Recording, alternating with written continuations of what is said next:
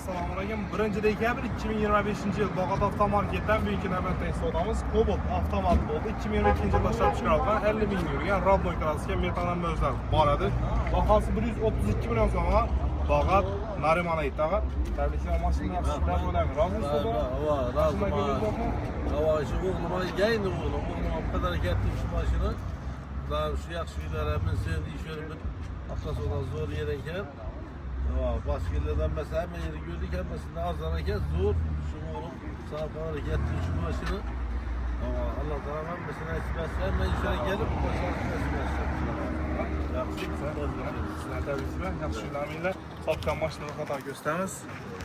Hurmatli do'stlarimiz, ko'rsangizlar bo'ladi. Top-toza balonlarda hali aqsamakkan edik bu mashinani. Yusuf'u üretmedik. Hukukluklar gizligen Radnoy klassika 22 yıl 132 milyon so'm pul bo'ldi. Sizlar ham kelsangizlar, xudo xolasa, sizlar ham chiroyli narxda mashinalarni yashirib beramiz.